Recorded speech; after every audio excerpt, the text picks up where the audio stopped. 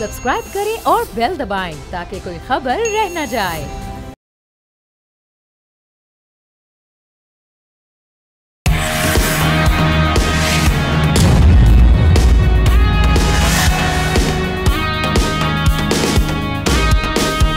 अस्सलाम वालेकुम, आप देख रहे हैं न्यूज़ पंच। मैं हूं आमना खटाना। बलूचिस्तान की ज़मीन एक बार फिर बेगुनाहों के खून से रंगीन हो गई। फितनतुल हिंदुस्तान के दरिंदा सिफ्त दहशत गर्दों ने 2 मुसाफिर बसों को रोका और शनाख्त के बाद 9 बेगुनाह मुसाफिरों को अगवा करके शहीद कर दिया। पंजाब से ताल्लुक़ रखने वाले इन शहरियों को सिर्फ उनके शनाख्ती कार्ड की बुनियाद पर चुन चुन कर मौत के घाट उतारा गया। हमला इतना मुनज़्ज़म और शफ़ाफ़ था कि बसें रोक कर शनाख्ती कार्ड्स चेक किए गए, फिर मखसूस मुसाफिरों को निशाना बनाया गया। और ये कोई पहला हमला नहीं है। दहशत गर्दों ने अब जुल्म की इंतहा करते हुए अंधेरों में लाशें वीरानों में फेंक दी। वज़ीर आज़म ने सानहे पर गहरे दुख का इजहार करते हुए ऐलान किया कि इन बेगुनाह शोहदा के खून का बदला हर सूरत लिया जाएगा। दूसरी जानिब साबिक अफ़गान जनरल ने पाकिस्तानी मौक़िफ़ की तस्दीक की है कि तालिबान और भारत की मिली भगत से पाकिस्तान में दहशत गर्दी की सरपरस्ती की जा रही है। अब किस तरह से इस खूनी खेल रोका जाएगा, फैसला कुन इक़दाम क्या होना चाहिए, इसी पर बात करने के लिए तशामुल हक साहब सीनियर एनालिस्ट हमारे साथ हैं। उनके साथ साथ डॉक्टर कमर चीमा साहब हमारे साथ मौजूद हैं। दोनों को वेलकम कहेंगे प्रोग्राम में। डॉक्टर साहब, किस तरह से फितनतुल हिंदुस्तान इसका मुकम्मल तौर पे ख़ात्मा मुमकिन है, क्योंकि मासूम निहत्ते शहरी आए रोज़ हम देख रहे हैं कि वो अपनी जानें गंवा रहे हैं और नए नए अटैक्स किए जाते हैं, साजिशें घड़ी जा रही हैं। अब तो हम देख रहे हैं कि हमसाया मुल्क से भी ये बयान सामने आ जाना कि जी ये दोनों की मिली भगत है, फितनतुल हिंदुस्तान की और अफ़गान तालिबान भी ऑन बोर्ड है इन मामलात में। बहुत शुक्रिया। देखिए, पहली बात तो ये है कि भारत, आपको पता है कि इनकी ये प्रॉक्सी वॉर तब से शुरू है जब से अजीत डोवल साहब जो हैं उन्होंने ये भारत के नेशनल सिक्योरिटी एडवाइज़र ने ये कहा था कि हमें डिफेंसिव ऑफेंस की ये पॉलिसी लेनी चाहिए और हमें थोड़ा अब पाकिस्तान के अंदर नॉन स्टेट एक्टर्स को सपोर्ट करना चाहिए, और वो इस मामले में बड़े खुले हैं। और उनका मीडिया, आपको पता है कि अभी BLA जो है वो क्लेम नहीं करती रिस्पॉन्सिबिलिटी, तो भारत के जो चंद एक मीडिया हाउसेस हैं वो पहले ही उसके ऊपर तैयारी करके बैठे होते हैं और यहाँ से ऑपरेशन होता है, वहाँ पे इंडियन मीडिया के ऊपर चल रहा होता है। तो इस हवाले से मैं समझता हूँ कि ये जो ट्रांसनेशनल रिप्रेशन हो या प्रॉक्सीज का इस्तेमाल करना हो, ये प्राइम मिनिस्टर मोदी की जो फॉरेन पॉलिसी है ये उसका हिस्सा है पाकिस्तान के अंदर। और इसमें उन्होंने काफ़ी ज़्यादा जो भले एथनिक ग्रुप्स हों या रिलीजियस ग्रुप्स हों, सबको फंडिंग कर रहे हैं। और जिस तरह आपने ये अफ़गानिस्तान वाले जनरल साहब का रेफरेंस दिया है, मैं समझता हूँ कि ये पुरानी बात है। जारी बात है वो इस सारे प्रोसेस का हिस्सा रहे होंगे, ये पुरानी बात है। उनको इस चीज़ का पता है कि भारत किस तरह इतने ज़्यादा पेनिट्रेशन अफ़गानिस्तान में उस वक्त कर रहा था। असल में मकसद तो वहाँ पे ये था कि इस पेनिट्रेशन के ज़रिए इन ग्रुप्स तक पहुंचा जाए, और आप वो बहुत हद तक कामयाब हैं। वो समझते हैं कि या तो हम पाकिस्तान पे डायरेक्ट हमले करेंगे, काइनेटिक ऑपरेशन करेंगे और इस तरह पाकिस्तान को डिस्टेबलाइज करेंगे, पाकिस्तान की इकॉनमी को ख़राब करेंगे, पाकिस्तान की जो ग्रोथ है, जो तरक्की हो रही है उसको रोकेंगे, या फिर प्रॉक्सीज के ज़रिए जो है वो इंगेज करें ताकि अगर बलूचिस्तान के अंदर इन्वेस्टमेंट आ रही है तो वो रोके। चाइनीज़ भाई हमारे जो वहाँ पे कारोबार करते हैं, बिज़नेस करते हैं, जिन्होंने इतनी बड़ी CPEC में इन्वेस्टमेंट की, उनको टारगेट करे ताकि उनको जो है वहाँ से भगाया जा सके। सो ये जो नॉर्मलाइजेशन पाकिस्तान के अंदर है उसको रोकने के लिए, और मैं समझता हूँ आज बलूचिस्तान के लोगों के पास बहुत अच्छा मौका है कि वो उठ खड़े हों। किस चीज़ का इंतज़ार कर रहे हैं कि ये चंद एक BLA के लोग जो बलूचिस्तान के शहरों में ही घूम रहे होते हैं, और कई लोग नादान लोग जो हैं इनको पनाहें दे रहे होते हैं, जो नादान तो नहीं उनको कहना चाहिए, वो दहशत गर्दों की सपोर्ट में बैठे हुए हैं, जो जिन्हें सपोर्टर्स कह सकते हैं, फाइनेंसर्स कह सकते हैं, बेटर्स कह सकते हैं। मैं समझता हूँ कि ये उनके खिलाफ भी घेरा तंग होना चाहिए ताकि ये जो BLA है और जो दूसरी इनकी एसोसिएटेड ग्रुप्स हैं उनको जो है वो कम्प्लीटली एलिमिनेट किया जा सके। डेफिनेटली एहतशाम साहब, बड़ा वैसे भी बेहद ज़रूरी हो चुका है, नागुज़ीर हो चुका है, चूँकि जो हम देख रहे हैं ख़ास तौर पे सूबाइयत को हवा देने की बात है, और सूबाइयत के साथ साथ हम देख रहे हैं कि सूबाई एक नफ़रत जो फैलाई जा रही है इन प्रॉक्सीज़ के ज़रिए। तो किस तरह से अब आप देख रहे हैं कि क्या हिकमत अमली मज़ीद बेहतर बनाई जा सकती है? आमना, जो डॉक्टर चीमा साहब ने आखिरी बात की है, मेरे दिल की बात की। उन्होंने ये देखे हमारे यहाँ सबसे बड़ा मसला दहशत गर्दी से निपटने के लिए जो हम बात हो रही ना, बेटर सहूलतकार और फिनंसिंग करने वाले लोग یہ کون ہے؟ دیکھیں 80-90% سے زیادہ ان کے کیسز جب حکومت بنا کے لے کے جاتی ہے سیکورٹی ایجنسیز عدالتوں میں، تو عدالتوں میں تقریباً 99% لوگ چھوٹ کے چلے جاتے ہیں. وہاں پہ ہم دیکھ رہے ہیں بلوچستان ہو، کے پی ہو، اس کے بعد یہ بہت کم جو ہے نا معاملات سپریم کورٹ تک آتے ہیں. اب سوال یہ ہے کہ وہاں پہ اس طرح کی یہ ٹالرنس لیول کیوں اس طرح کا ہے، کیوں اس انداز سے سوچا جاتا ہے، کیوں نہیں دیکھا جاتا جب پورے کے پورے ثبوت دیے جاتے ہیں کہ یہ جو دہشت گردی میں لوگ انوالو ہیں، جو یہاں سے سہولت کار ہیں، ان پہ ہاتھ ڈالا جاتا ہے، عدالتوں میں معاملات جاتے ہیں تو وہاں پہ عدالتیں فیصلہ نہیں کرتی، وہ بھی معذرت خواہ لہجہ لے کے بیٹھی ہیں، وہ بھی کسی مصلحت کا شکار ہیں. یہ سب سے اہم بڑا سوال ہے. دوسری بات ہے ہم نے دیکھیں اب یہ بات ثابت ہوگی ہے، ساری دنیا میں بات یہ ڈسکس ہو رہی ہے کہ 4 دن کی جو ایک جنگ ہوئی تھی انڈیا پاکستان کی، اس کا فال آؤٹ کیا تھا، فائنل کیا تھا؟ وہ یہ تھا کہ جس کے بعد سے ان کی پالیسی تبدیل ہو رہی ہندوستان کی، کہ پاکستان کی جو ریٹیلیٹری کیپیبلٹیز ہیں نا، وہ اس سے پہلے کہ اتنی بڑھ جائیں جس کا ان کو اندازہ نہیں تھا، پینک ہوا وہاں پہ اور فرسٹریشن ہوئی کہ پاکستان، وہ ہمیشہ کہتے تھے روایتی جنگ میں پاکستان پیچھے ہے، ہم اس کو مار لگائیں گے. اب جو مار لگ گئی ان کو، اب ان کو لگ رہا ہے ہماری ریٹیلیٹری کیپیبلٹیز بڑھ جائیں گی، اب ان کو روکنے کے لیے اب جنگ میں تو نہیں جانا چاہ رہے، لہٰذا پراکسیز کے ذریعے کام دکھا رہے ہیں. یہی وجہ ہے کہ آپ NDU میں بھی فیلڈ مارشل نے یہی باتیں کی تھی، کور کمانڈر کانفرنس میں بھی کی تھی. انہوں نے کہا تھا کہ یہ ایک تو انہوں نے کہا کہ تمام پراکسیز کے خلاف زبردست ایکشن لیا جائے گا، نان کینیٹک ایکشن ہوں گے. اور دوسرا ان کی بات ہے کہ یہ طاقت کا استعمال ایک نیو نارمل بن گیا ہے، ہندوستان کی طرف سے فارن پالیسی یہ ٹول بنا دیا گیا. وہ ساری دنیا کو بھی بتا رہے ہیں کہ ہندوستان اس وقت کیا کر رہا ہے، ساری دنیا کہہ رہی. ان کے آپ دیکھ لیں کل پھر 2-3 چینل نے ان کے بڑے جو تجزیہ کار ہیں ڈیفنس کے، انہوں نے بتایا کہ ہندوستان کو مار لگی، ہندوستان ہارا ہے، ایئر فورس بالکل بیٹھ گئی ہے، اور بہانے بنا رہے ہیں، اب ڈھونڈ رہے ہیں، تلاش کر رہے ہیں، اور بلیم گیم ہو رہی ہے، ایک دوسرے کے اوپر پھینکا جا رہا ہے. تو ہم نے دیکھیں وقت آ گیا ہے کہ جس طریقے سے ہم بڑے عرصے کے ساتھ دیکھ رہے ہیں جو پراکسیز ہندوستان کی، اور آپ دیکھ لیں باقاعدہ ایڈوائزر بن کے بیٹھا ہوا ہے اپنا اسرائیل. تو مودی جو ہے نا ساری کی ساری ان کی باتیں سن کے وہی ریپلیکا کرنا چاہ رہا ہے جو غزہ میں ہو رہا ہے، یہ چاہے مقبوضہ کشمیر ہے یا پاکستان کے علاقے ہو. ایک طرف تو ہمیں یہ بڑا تیزی کے ساتھ سمجھ آ رہی ہے کہ جی ہماری جس انداز سے کیپیبلٹیز ہماری بڑھنی چاہیے، کیپیسٹی بلڈنگ ہماری فورسز کی بڑھنی چاہیے، وہ شاید اتنی تیزی سے نہیں بڑھ رہی. انٹیلیجنس نیٹ ورک اور جو کوآپریشن اور صوبے کا اور مرکز کا ہونا چاہیے شاید اتنا زیادہ نہیں ہے. اس کے وجہ سے فائدہ اٹھاتے ہم دیکھتے ہیں دہشت گرد جو ہے نا وہ کامیاب ہوتے ہیں. اب سوال یہ ہے کہ اتنا بڑا صوبہ ہے، اور آپ دیکھ لیں جس طریقے سے آپ دیکھ لیں ایک ہے بلوچستان میں ادھر ہے تو دوسرا 2 میل کے فاصلے پہ ہے، اور پھر وہاں پہ آسان ہے اس طرح کی کارروائیاں کرنا. حکومت پوری کوشش کرتی ہے، لیکن یہی کہا جاتا ہے کہ دہشت گردی ایک ملک میں جب ہو رہی ہو تو وہاں کے ایک جیسے شکلوں والے لوگ ہوں، ایتھنیسٹی ایک جیسی ہو، ریلیجن ایک جیسا ہو، تو بڑا مشکل ہوتا ہے روکنا. یہی وجہ ہے کہ ہماری ایجنسیاں، ہمارے ادارے کہتے ہیں کہ 99%، 98% تو ہم ان کو انٹیلیجنس بیس آپریشن کر کے روک لیتے ہیں، 1-2%، 3% جو کامیاب ہوتے ہیں ان کی تعداد اتنی بڑھ جاتی ہے. تو میرا خیال ہے اب یہ وقت آ گیا ہے کہ حکومت کو ایک بہت ہی واقعی ڈیسائسو ایکشن لینا پڑے گا، اور یہ پوزیشن آف اسٹرینتھ سے آمنا طالبان حکومت سے بات کرنی پڑے گی کہ بھئی جس انداز سے آپ جھوٹ بول رہے ہیں معذرت کے ساتھ، جس طرح آپ ہمیں کہتے ہیں جی ہم ان کے خلاف کارروائی کریں گے، کارروائی نہیں کر رہے. اب تو فگر بھی بڑھ گیا، 10,000 کا فگر آ گیا TTP لوگوں کا، اور آپ یہ بہانے بنا رہے ہیں کہ جی ہم نے ان پہ ایکشن لیا تو یہ ISIS کے ساتھ کے مل جائیں گے، القاعدہ کے ساتھ مل کے ہم پہ حملے کریں گے. تو ایسا نہیں ہو رہا. اب دیکھیں یہ تو اب نیکسس ثابت ہو گیا. ایک سابق جنرل بھی کہہ رہے ہیں، اور بہت سارے لوگ اس بات کو کہہ رہے ہیں کہ اس وقت باوجود اس بات کے کہ تھوڑا سا ایک لینیٹ ویو لیا ہوا ہے چائنا نے، پاکستان نے، رشیا نے تو ریکگنائز بھی کیا ہے، بجائے اس کے کہ عبوری حکومت اس طرف جائے. لیکن آپ دیکھ لیں مائنڈ سیٹ وہی 45 سال کا ہے کہ بھی ٹھیک ہے دوسروں کے معاملات میں مداخلت کرنی ہے، اپنی سرزمین کو اجازت دینی ہے کہ جی وہ دہشت گردی کی کارروائی میں استعمال ہو. تو میں نے خیال ہے جی ڈاکٹر صاحب ایک پہلو یہ بھی ہے کہ ہم جتنی تیزی سے دیکھ رہے ہیں کہ اب یہ واقعات بار بار ہو رہے ہیں، اور اس میں جو پنجابیز کو ٹارگٹ کیا جاتا ہے، اس سے ایک خوف و ہراس پنجابیوں کے لیے خاص طور پہ پیدا ہو چکا ہے کہ جب وہ وہاں کام کرنے جائیں گے اپنے آپ کون سیف فیل کریں گے، آلدو پاکستان کا حصہ، اور وہاں سے لوگ جب کسی دوسری صوبے میں موو کریں گے وہ بھی انسیکیور فیل کریں گے. تو یہ جو صوبائیت ہم دیکھ رہے ہیں، جو گیپ آ چکا ہے، ڈسٹنس، اس کو اوور کم کرنا اس وقت کس حد تک ضروری ہو چکا ہے ہمارے لیے؟ کیا اقدامات کیے جائیں فوری طور پہ؟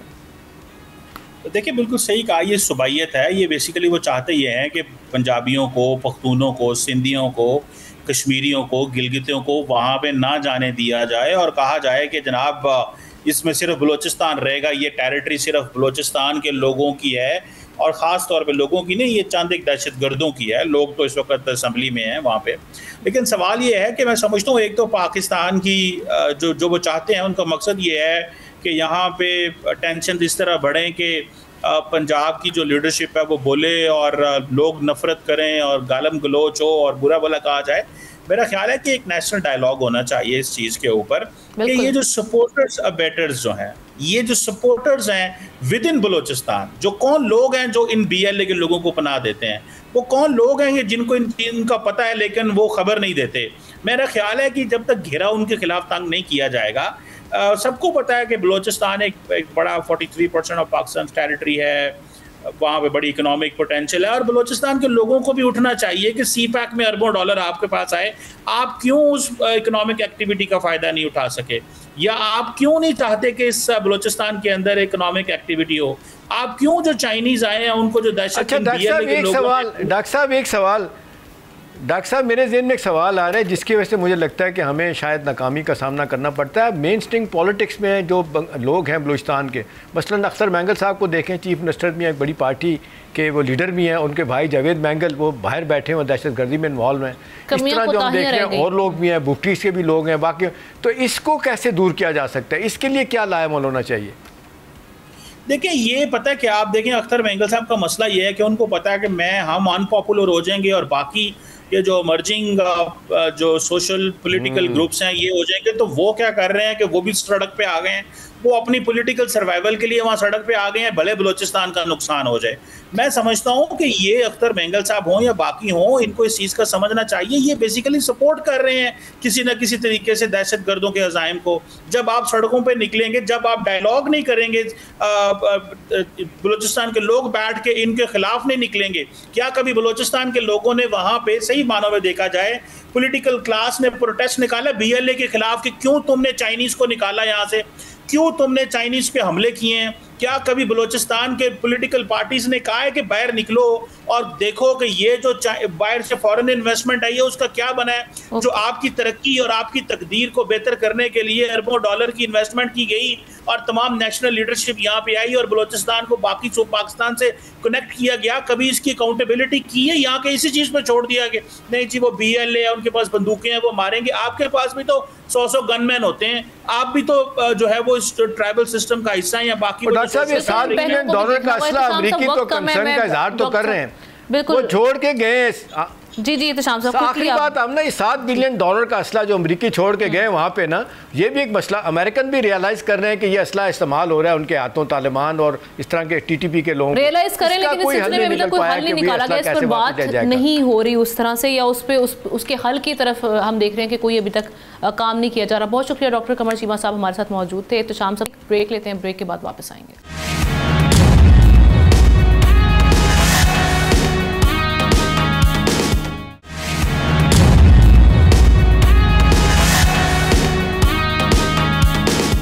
ویلکم بیک ناظرین. پاکستان کی تاجر برادری ایک بار پھر سڑکوں پر آنے کو تیار ہے. 19 جولائی کو ملک گیر پرامن ہڑتال کا اعلان کر دیا, جس کے بعد مرحلہ وار احتجاجی سلسلہ شروع ہوگا. کاروباری طبقہ فائنانس ایکٹ 2026 اور مجوزہ صوبائی لیبر پالیسی پر شدید تحفظات رکھتا ہے. اسی سلسلے میں کراچی, لاہور, فیصل آباد سمیت بڑے شہروں کے چیمبرز اور مارکیٹس نے اس احتجاج کی حمایت کر دی ہے. دوسری طرف حکومت نے ایف بی آر کو نہ صرف گرفتاری جیسے اختیارات دیے ہیں بلکہ ٹیکس دہندگان کا ڈیٹا بینکس, کوریئر کمپنیز اور ڈیجیٹل پلیٹ فارم سے شیئر کرنے کی منظوری بھی دے دی ہے. ایف بی آر کسی بھی فرد یا کمپنی کے بینک اکاؤنٹ, خریداری, سوشل میڈیا اشتہارات اور انکم کا براہ راست جائزہ لے سکتا ہے. اب ان ہوگا کیا اور کیا تحفظات ہیں بزنس کمیونٹی کے, اسی پر ہم ڈسکشن کا آغاز کرتے ہیں. میں گیسٹ کا تعارف کروا دیتی ہوں. احتشام الحق صاحب سینئر اینالسٹ ہمارے ساتھ موجود ہیں. ان کے ساتھ ساتھ president Karachi chamber of commerce Javed Bilwani صاحب نے بھی ہمیں جوائن کر لیا ہے. Thank you so much. آپ دونوں کو پروگرام میں ویلکم کہیں گے.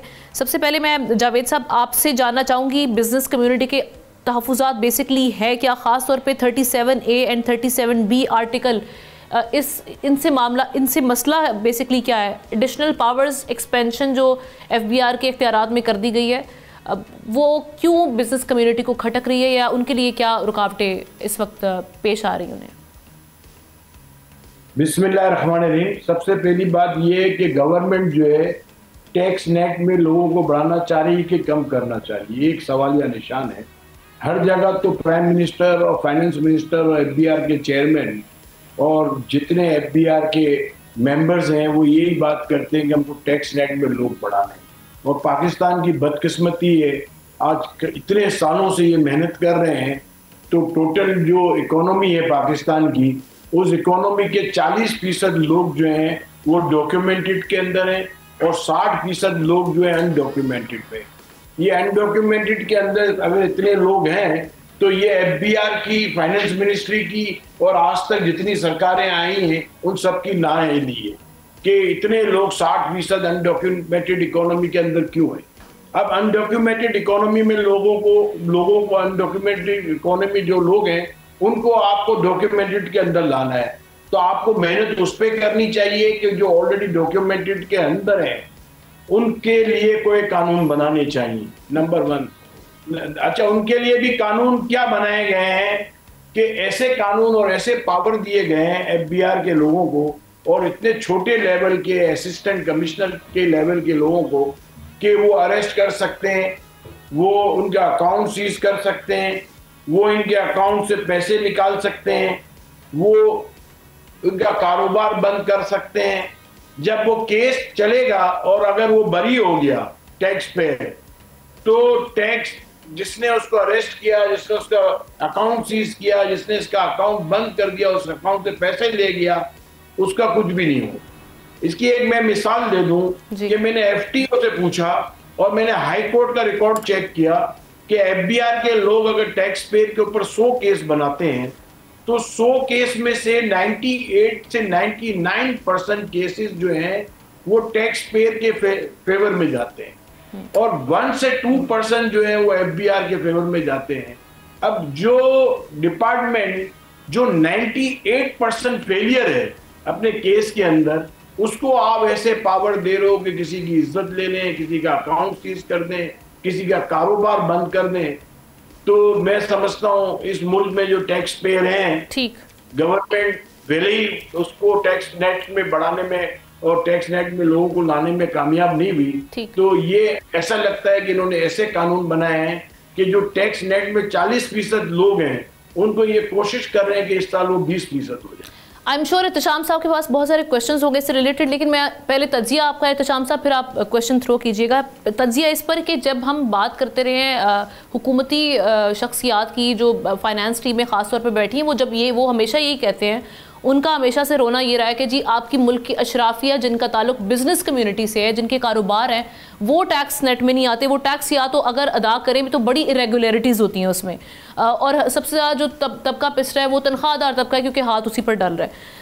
अब इनके तहफ़्फ़ुज़ात को देखते हुए आप क्या समझते हैं कि वाकई ये जो हुकूमत का एडिशनल पावर्स देने वाला फ़ैसला था वो दुरुस्त है या नहीं है, इस पर कमेंट कीजिएगा, और किस हद तक इंश्योर किया जाएगा शफाफियत को, वाकई कि वो गलत इस्तेमाल ना करें इन पावर्स का।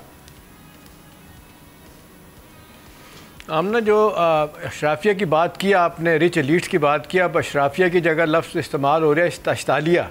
तो जिस तरीके से इस्तेमाल होता है, 1% लोग हैं, 95% लोगों को आगे लगाया हुआ है और सारे के सारे मफादात ये ले लेते हैं, और 21 बिलियन डॉलर की जो ना सालाना हुकूमत से अमरात ले लेते हैं। उसके बाद टैक्स देने की बात आती है तो कोई सामने नहीं आता। मेरे दोस्त बिल्कुल ठीक कह रहे हैं कि 40% डॉक्यूमेंटेड और 60% अनडॉक्यूमेंटेड इकॉनमी है, लेकिन सवाल ये है, सवाल भी और तजिया भी है कि पिछले 75 सालों में आमना ये हो रहा है कि एक business community, retailer, whole seller किसी तरह से कोई टैक्स देने के लिए तैयार नहीं है जितना उनका टैक्स बनता है। मतलब देखिए, सेल टैक्स रजीम आया, उसके बाद आप देख लें सेल्फ असेसमेंट स्कीम आई, उसके बाद कहा गया जी फ़िक्स टैक्स आप देना शुरू कर दें। इशफाक तोला साहब उठते बैठते रोते हैं, वो कहते हैं कि मैंने तो इनको कहा कि यार थोड़ा सा टैक्स दे दें, आप दें 100 रुपया कमाते हैं, चलो 1 रुपया 1.5 रुपया 8 आने तो दे दें। लेकिन सवाल ये कि वो जो एक मुद्दत से आमना सिलसिला चल रहा है, और मैं एक देख रहा हूँ हमेशा यही होता है जब टैक्स देने की बात आती है, हुकूमत की तरफ से कुछ सख्ती होती है, तो मैं देखता हूँ कि बिज़नेस कम्युनिटी नाराज़ होती है। मान लिया, बिल्कुल ठीक कह रहे हैं, FBR को बहुत सारे वहाँ पे भी मुश्किलात हैं, वहाँ पे भी करप्शन है, वहाँ पे भी जिसको कहते हैं नाकामी के हवालों से है, कॉम्पिटेंसी के इश्यूज़ हैं। लेकिन सवाल ये है कि भाई ये क्या वजह है कि जो टैक्स देने वाले लोग हैं वो ख़ास तौर पर देखते हैं हम, जो आप सैलरीड क्लास हैं, इसके अलावा जो टैक्स नेट में लोग पहले से आए हुए हैं वही टैक्स दिए चले जा रहे हैं। अब सवाल ये है कि ये ज़्यादातर तो हाथ उनके ऊपर आएगा ना। आमना मुझे बताएं कि 2 लाख कि जो ट्रांजैक्शन से ऊपर को रोका गया है, इस पे एतराज़ तो नहीं होना चाहिए। एक बंदा जो है वो नॉन फाइलर भी है और वो जनाब अपना टैक्स भी नहीं देता और वो 2 लाख से ज़्यादा ट्रांजैक्शन करना चाहता है, वो कहता है मुझे करने दें और उस पर मैं टैक्स भी नहीं दूंगा। मेरा ख्याल है बहुत बड़ी ज़्यादती है। अब जब भी हम देखते हैं कि टैक्स देने की बात, हाँ इस दफ़ा हुकूमत ने सख्ती की है। ये जो हम देख रहे हैं कि जो अरेस्ट वारंट्स जो है ना वो दे दिए उनको को वो कर सकते हैं, बैंकों का उनकी जिसको रसाई दे दी गई है, ये कहा गया है कि वो ओपन नहीं करेंगे उनके अकाउंट्स के बारे में डिटेल के। हाँ देखिए ना, आप मुझे बताएं कि इसका तरीका क्या होना चाहिए। मुझे कोई आदमी बता दे कि जी बिज़नेस कम्युनिटी कह दे कि जी हम इन शराइत के ऊपर टैक्स देने के लिए तैयार हैं। वो तो ये कहते हैं कि 10 रुपये का टैक्स फर्ज करें देना होता है, तो वो कहते हैं हमसे 500 रुपया ले लें रिश्वत के तौर पे, लेकिन हमें फाइलर मत बनाएं। एक दफ़ा हम टैक्स नेट में आ गए तो हमारी जान नहीं छूटेगी। ये आमना ये बड़े दुख की बात है। ये अमूमी तौर पर रवैया है लोगों का। मैं ज़ाती तौर पे ऐसे लोगों को जानता हूँ जिनका 500 रुपये का टैक्स आया तो उन्होंने कहा जी हमसे 1000 रुपया ले लें, लेकिन ये हम एक दफ़ा हमने टैक्स दिया तो सारी ज़िंदगी टैक्स नेट में आएंगे।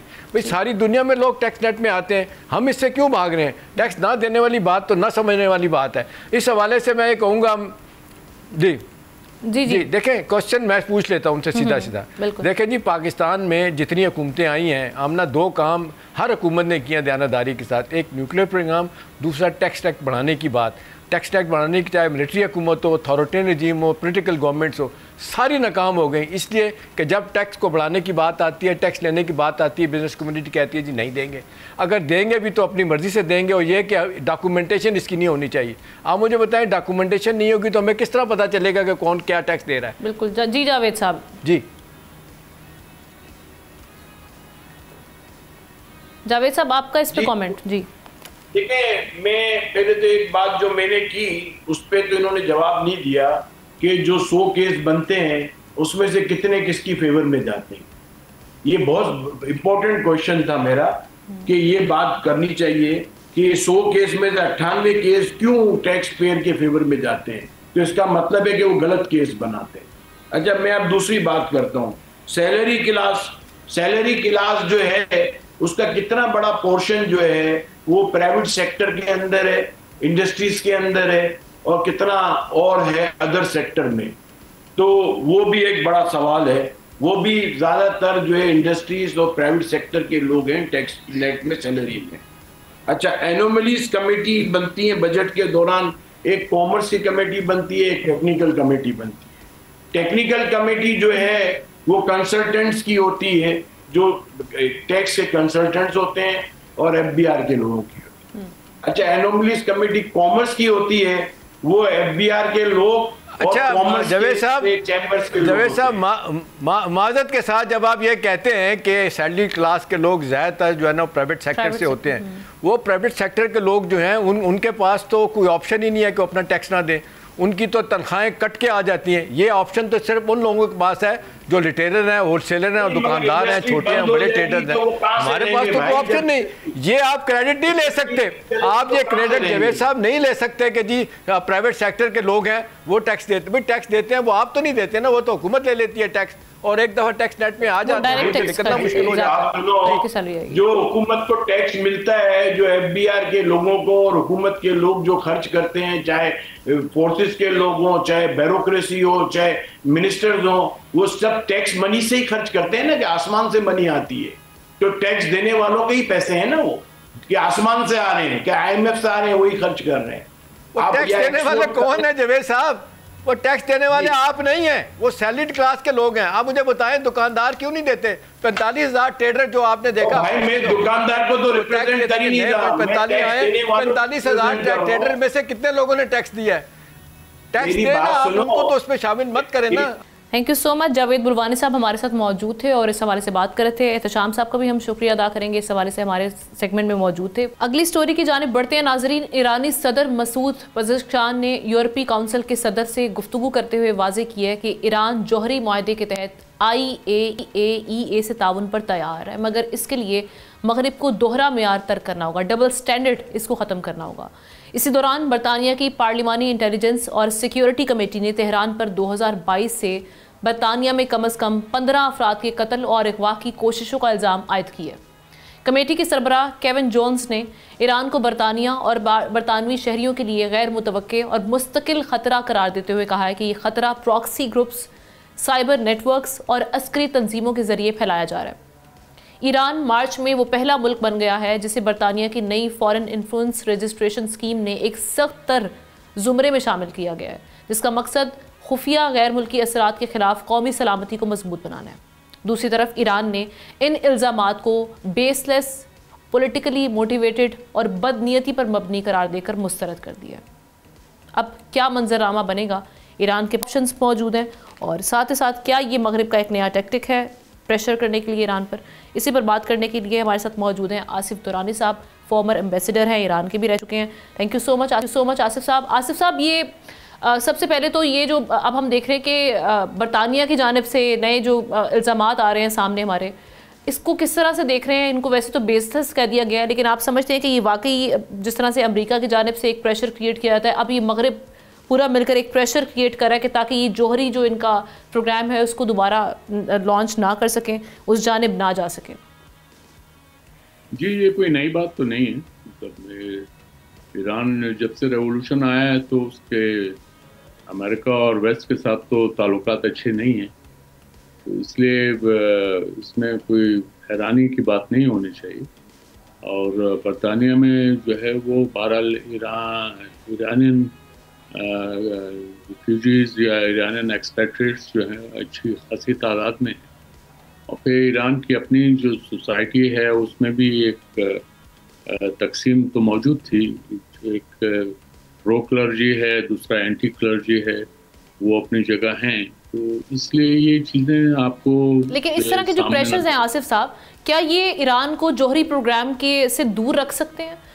کیونکہ آپ نے جیسے بات کی کہ ماضی میں بھی ہو چکا ہے، لیکن اب جو ہے وہ ٹائمنگ بڑی امپورٹنٹ ہے، ایک ایسے وقت میں جب امریکہ نے بھی اٹیک کیا، اسرائیل نے بھی کیا، اور ابھی ایران کے ہم جو دیکھ رہے ہیں اس حوالے سے ڈپلومیٹک ایفرٹس آ رہی ہیں۔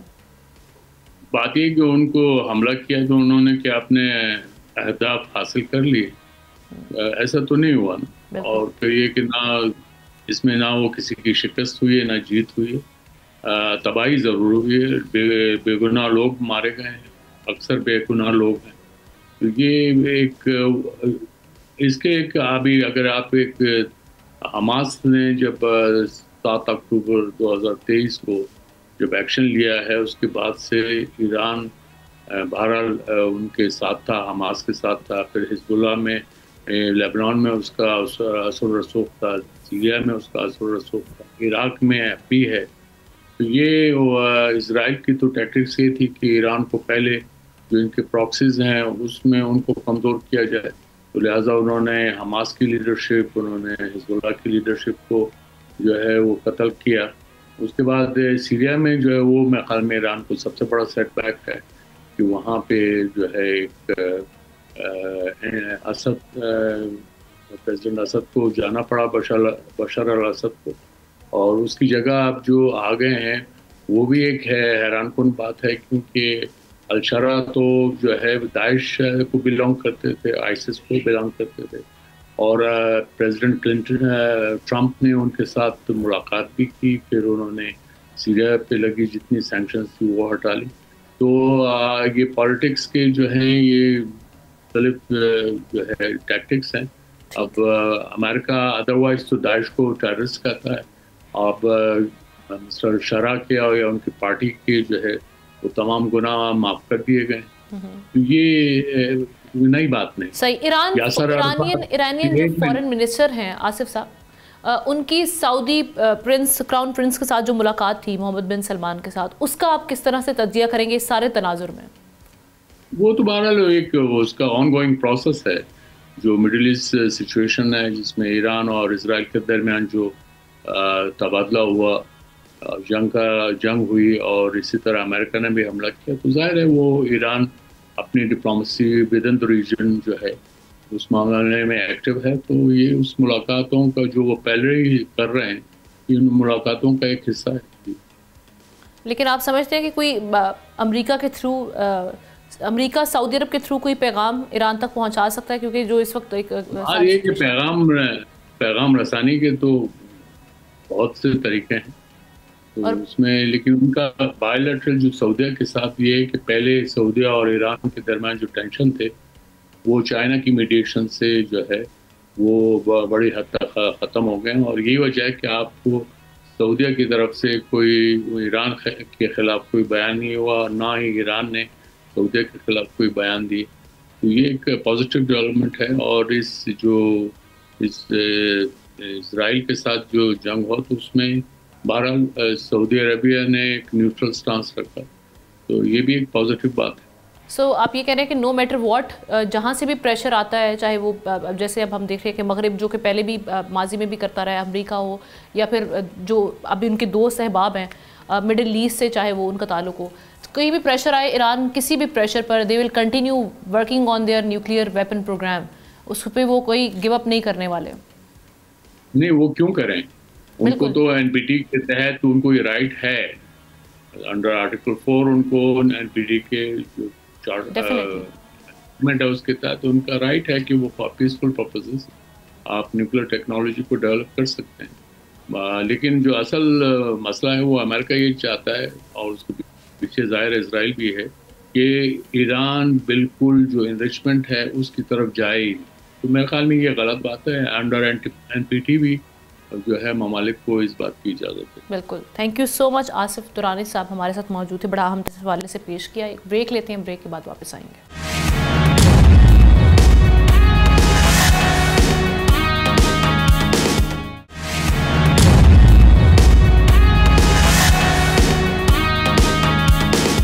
Welcome back viewers. مشہور شاعر احمد ندیم قاسمی صاحب کا ایک شعر ہے کہ مسافر ہی مسافر ہر طرف ہیں مگر ہر شخص تنہا جا رہا ہے. یہ شعر محض الفاظ نہیں بلکہ اس صدی کی سب سے بڑی وبا یا قاتل کی نشاندہی ہے، جس کا نام ہے تنہائی.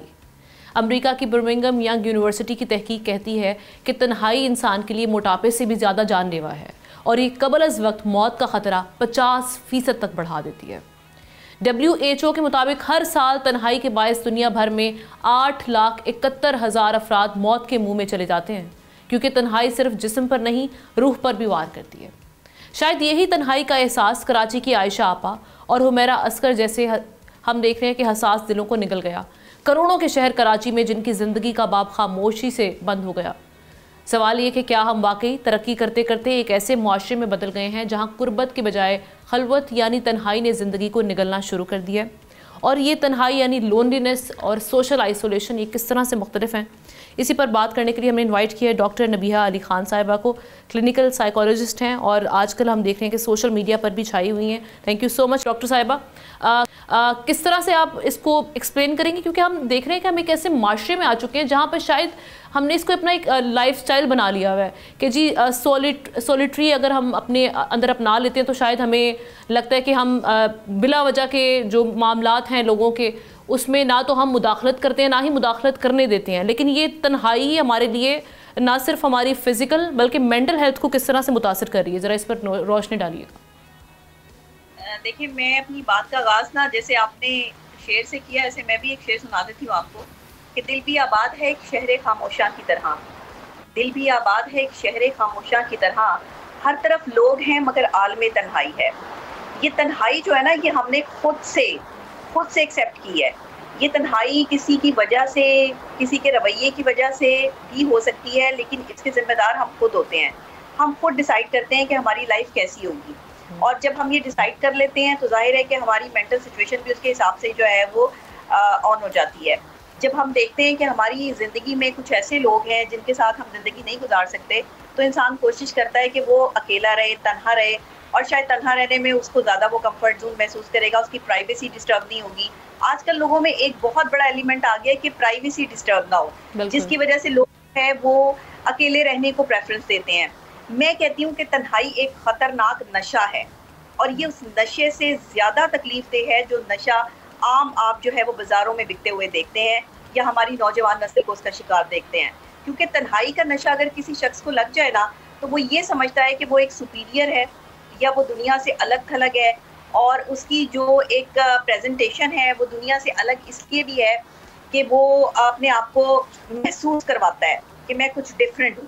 اب یہی جو کیسز ہوئے ہیں 2 کراچی کے بہت ہی پہلے تو میں اس کو کنڈیم کروں گی، اس کی مذمت کروں گی. ایک عائشہ آپا کا کیس اور ایک ابھی یہ جو حمیرہ کا کیس ہوا، میں یہ سمجھتی کہ 1 مہینہ ہو یا 1 ہفتہ ہو، لاش کمرے میں پڑی رہی اور کسی کو خبر تک نہ ہوئی، ارد گرد کے لوگوں نے کبھی خبر لینے کی کوشش نہیں کی، کیا دوست احباب نہیں تھے، تعلق والے نہیں تھے، ساتھ کام کرنے والے.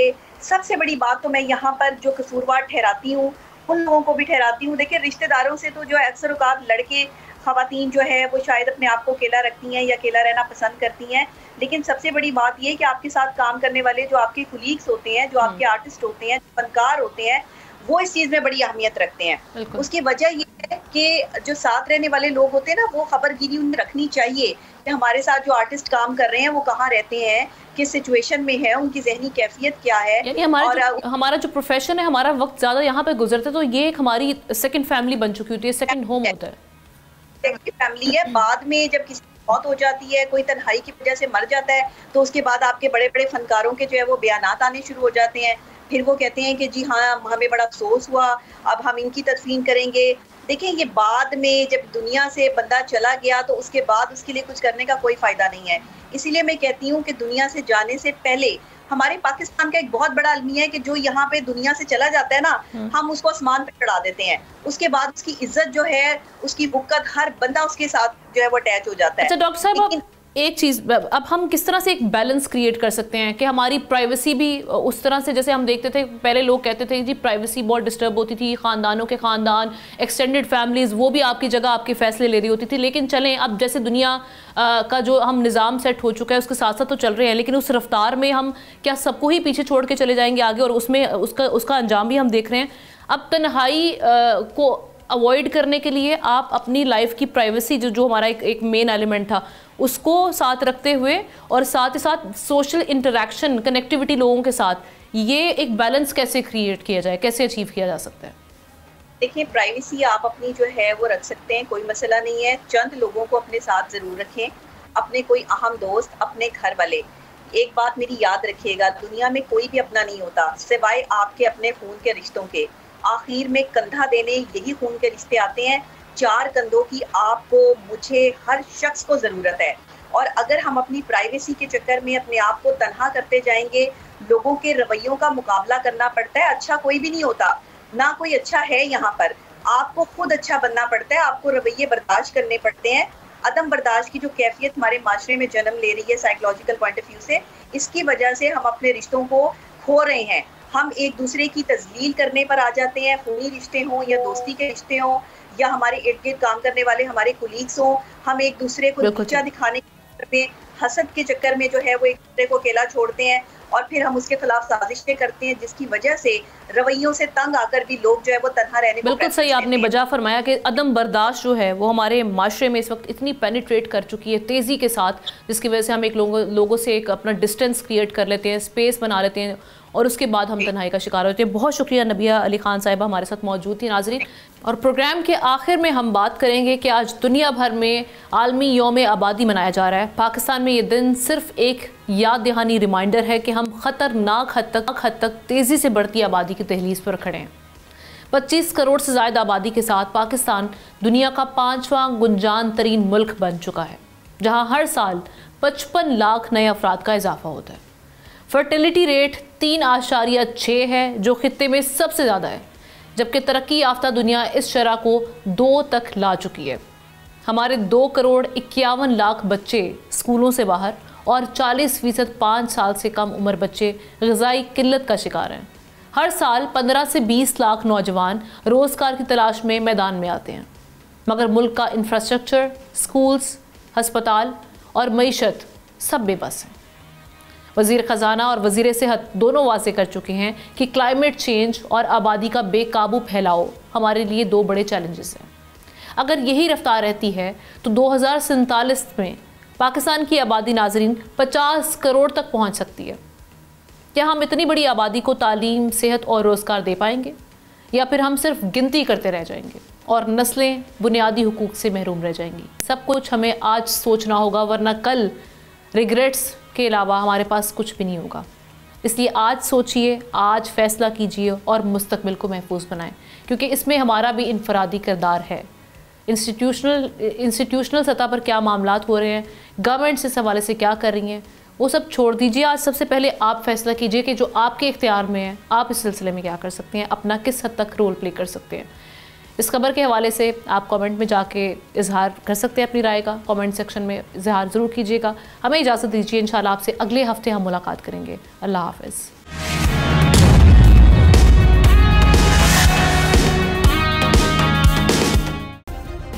سبسکرائب کریں اور بیل دبائیں تاکہ کوئی خبر رہ نہ جائے.